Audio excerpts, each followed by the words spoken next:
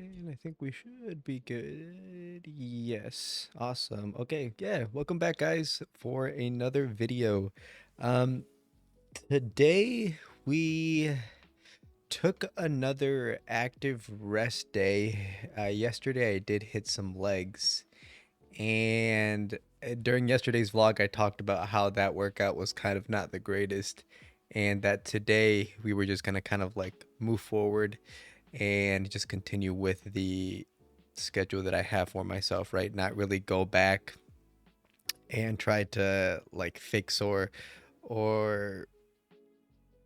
like make up, I guess, for that new workout. Try not to make up for that workout that didn't go so well yesterday. So we had an active rest day today. Pretty straightforward. I just really went on a walk, like a 3 mile walk. Just got my 10K steps, and that was pretty much that. I was pretty exhausted today. I'm not sure if it was because of yesterday's workout or it was kind of carrying over also from me not feeling the greatest yesterday. But today I'm definitely hoping to get enough sleep so that tomorrow we're ready to go because tomorrow is going to be a push day. And um this weekend, so Friday, Saturday, and Sunday, I'm actually not going to be able to work out. So I'm not going to be able to work out and I'm not going to be able to record on those 3 days. Um, I'm not too concerned about that, if I'm being honest, just because of how early we are in this cut and with how much progress we've been making so far. Today, I hit a new low weigh-in of 181.5. So that was really cool to see. We pretty much already went down, I think like a pound since our last lowest weigh-in. So that's really good to see. And even though I'm not going to be going to the gym for these 3 days, Friday, Saturday, and Sunday, I'm still going to try to do some cardio for those 3 days. So I'm still planning on essentially sticking to my diet plan. I'm just not going to be able to train, which honestly, I don't mind that. If anything, I could use the rest and then Monday come back and just go right back into it. So like I talked about in yesterday's video, if there ever comes a scenario where you know ahead of time that you're not going to be able to go to the gym for whatever reason, it's really not the end of the world. It just pick it right back up when you come back. Um, the biggest thing for me, because I'm not going to be able to go, is just my diet and making sure that I'm still staying pretty active even when I'm not going to the gym. And so I'm still planning on doing that. Potentially doing some sort of run, a lot of walking, things of that sort. So it's almost just going to be like me taking 3 active rest days. And I'm still planning to be on a deficit. So come Monday, we should still be on track theoretically. So I still have a plan, right, on how I'm going to be approaching this upcoming weekend, even though I'm not going to be able to go train. So the biggest thing there, and this kind of goes into what we talked about yesterday, is there might be some days where you legitimately just can't go, and that's okay. You just have to plan ahead of time and just make sure that you still stick to the plan. When it comes down to dieting, food or your overall diet and exercise, those are going to be the pretty much the biggest things. Other things such as sleep, stress levels, and so on also play a big part into it. But you losing weight, two of the biggest things that are going to enable that for you is your diet and um, your activity levels, your workouts. Since one of them I'm not going to be able to do, one of the things that I can control still is going to be my diet. And again, I can still do a little bit of cardio if I just have some time this weekend. So those whatever I can control, I'm going to go ahead and just prioritize those things. And when we come back Monday, again, we'll just be right back on schedule. So come Monday, when we get to that weigh-in, I still believe I should still be on track. Nothing really should change. I'm not going to be able to weigh myself, unfortunately. I don't think, unless where I'm going to be going, they have a scale, but I highly doubt it. So we're just going to be using the measurements for what we have this week, and we're just going to continue next week, Monday, like normal. So, um, like I said, biggest takeaway, even though something is going to be coming up, it's not the end of the world. You just got to accommodate for it. I'm not stressed about that. I am not worried about that. I already have a plan on how I'm going to approach it, what I just told you guys. And like I said, when I come back on Monday, I'm just going to pick up my schedule where I left it off. I'm not going to, like, so for tomorrow, right, if I'm going to be doing a push day, and on Friday, starting Friday, I'm not going to be able to go to the gym. Usually the day after my push days, I do a pull day. So what I'm going to do is on Monday, I'm just going to pick it back up and do a pull day and just continue with my schedule, right? Again, act like nothing really happened, just continue. So that's the goal. That's pretty much the plan that I'm going to follow. So like I said, also with that, I'm not going to be able to upload Friday, Saturday, and Sunday. So we'll go ahead and just pick it right back up for next week. So also wanted to not only give that like advice, but also just give a heads up about the uploading schedule. So yeah, and like I said, for today, we also weighed in at 181.5, which is really, really sick, because that's just telling me that what we're doing is still working, and there's really not any need for me to change anything, which I really don't want to, if I'm being honest, just because, again, the whole point of a cut in the beginning is to, not the whole point, but one thing that I want to do is just ease myself into it. I don't want to go ahead and just start really aggressive and just crash, right? And potentially just relapse back to where I was. So what I'm doing right now, it's working, and the weight is still coming off. So I'm really, really happy about that. Um, but yeah, that's really the only new thing for today, in terms of the kind of the stats.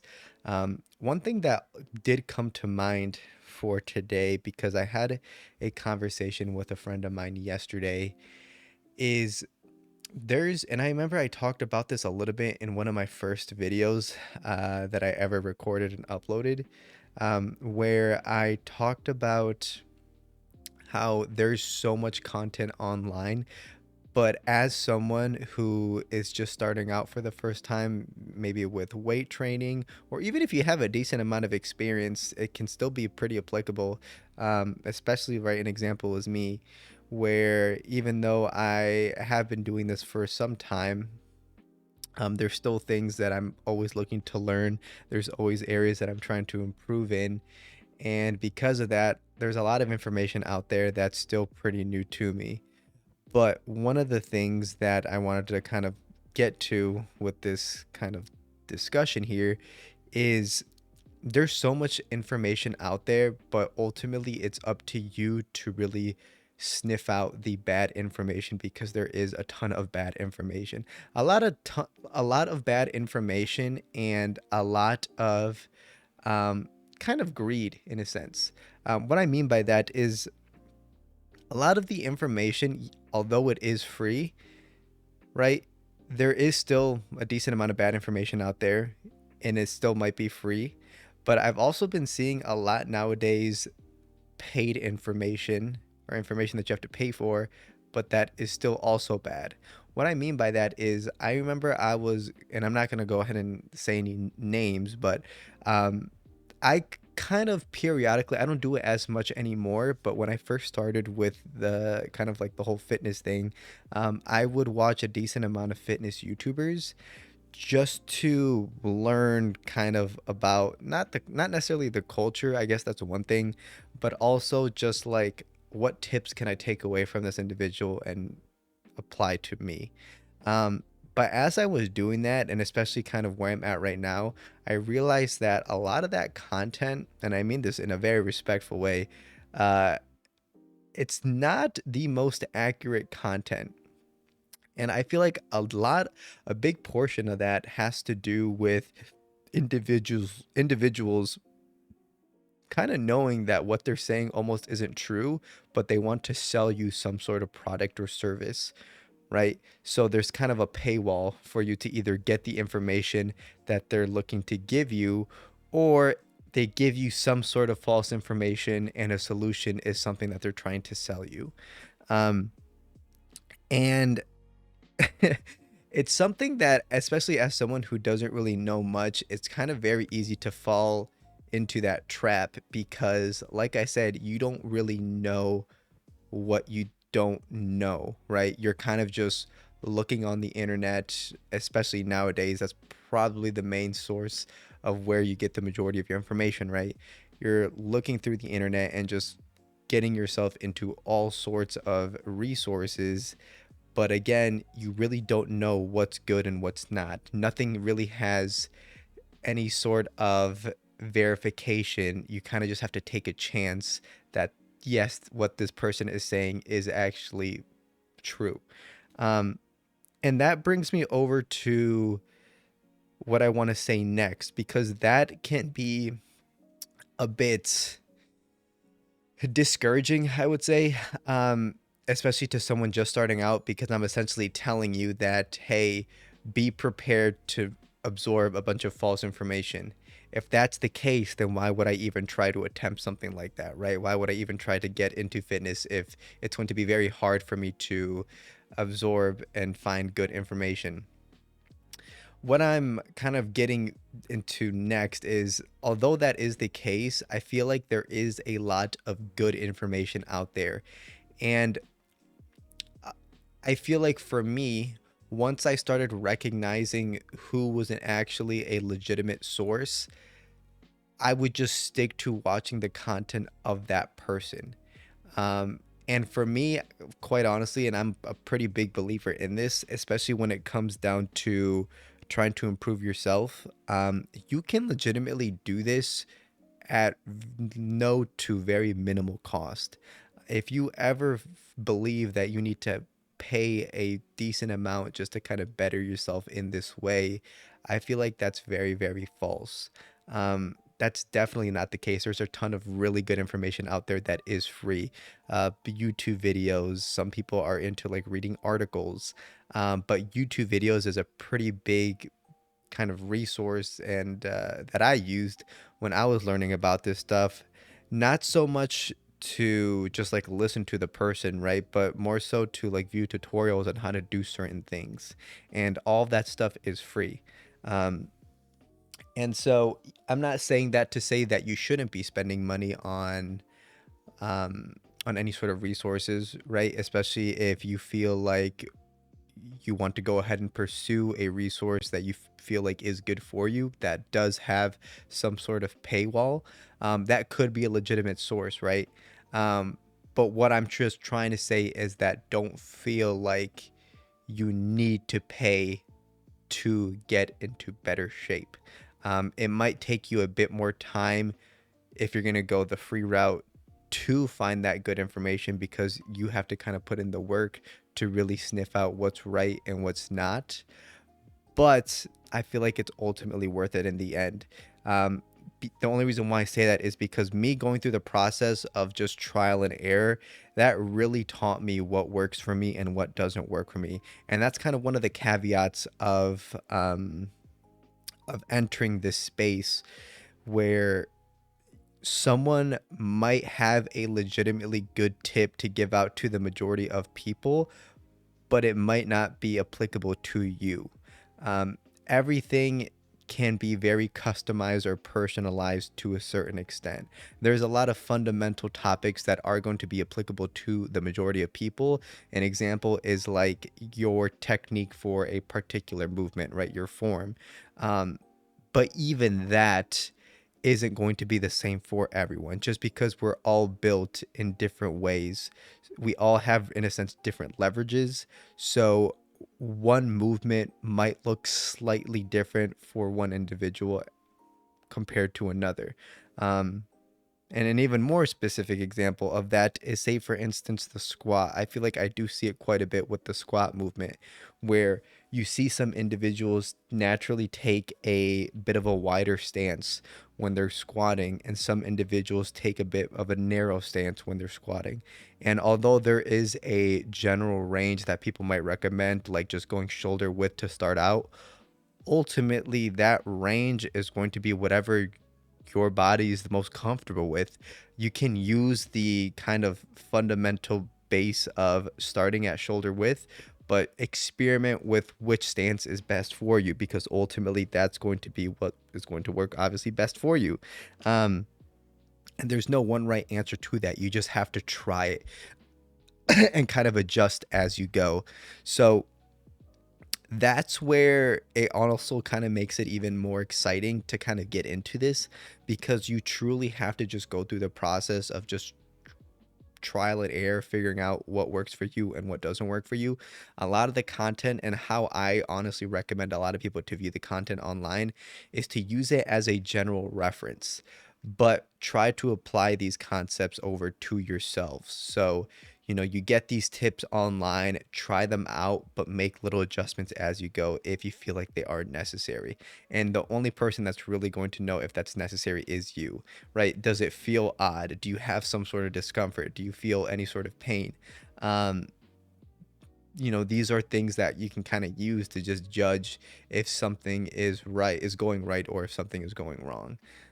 So that's kind of one of the biggest things that honestly I didn't really learn until much later on, where I would sometimes just repeatedly try things that other people would tell me, but I always felt like whenever I got told something and it didn't work, then it was almost like a failure for me. Like, why couldn't I do this? And I almost got discouraged about it because, like I said, I would kind of view the content online as this is the ultimate solution. So I have to make this work.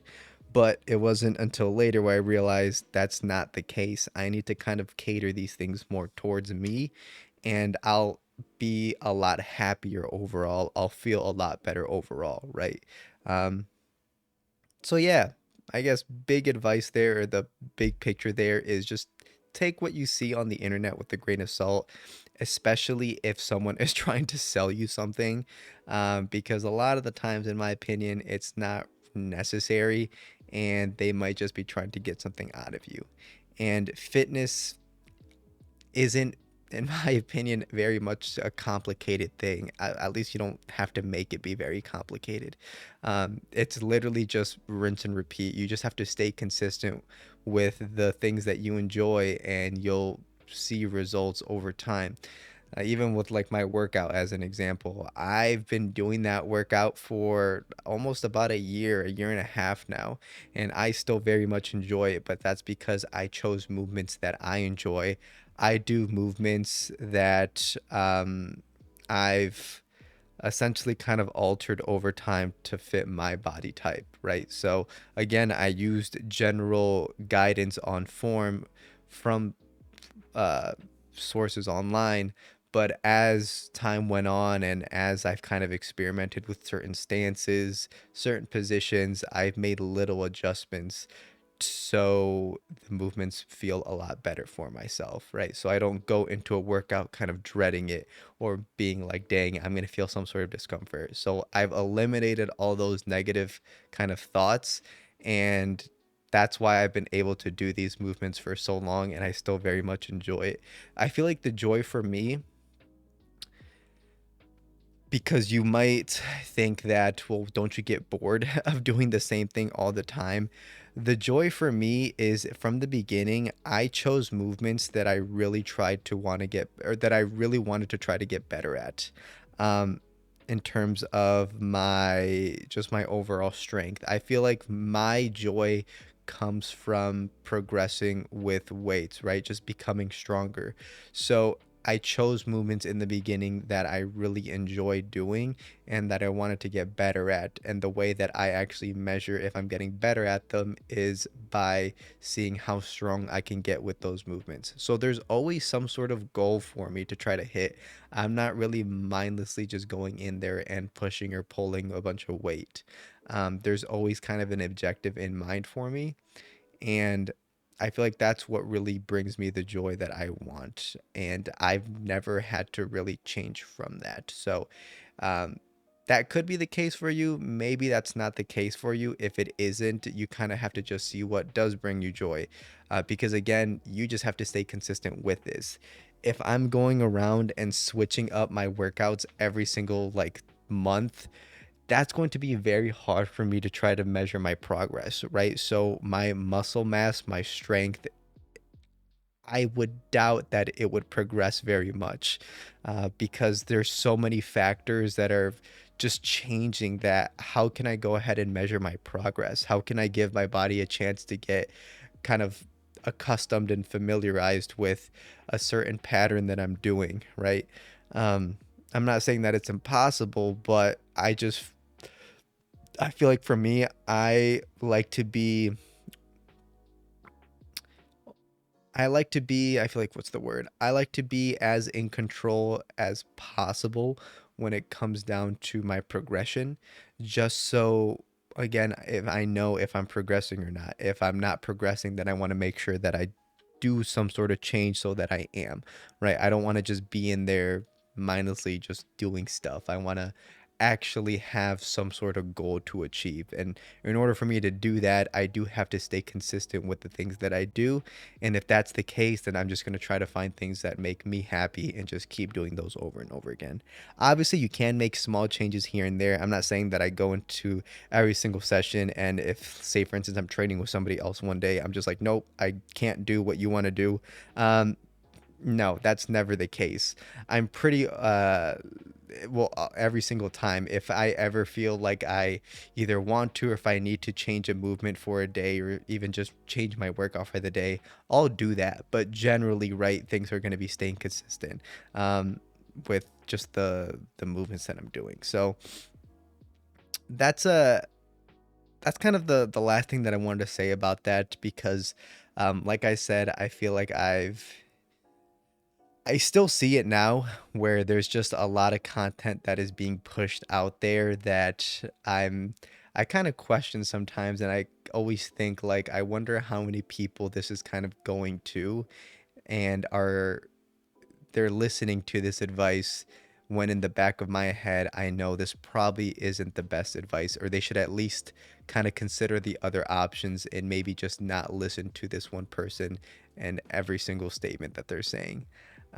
Because I feel like with anything, right, especially if you do it for some time and you have some experience in it, you tend to realize what is right and what is wrong. And I'm again not an expert in this, but I've tried so many things and I'm still going to continue to try so many things just to kind of see what's optimal. But there are some things that are just blatantly wrong.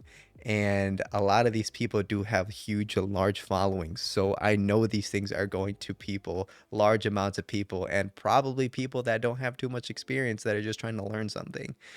So again, you kind of just have to be careful with what information you actually take away from some of these videos or however you get your information, really. But okay. I feel like I've been rambling for a lot. So appreciate you guys for listening, and I will catch you in tomorrow's vlog. It's gonna be a push day for tomorrow. All right, so I'll catch you guys tomorrow. Peace, guys.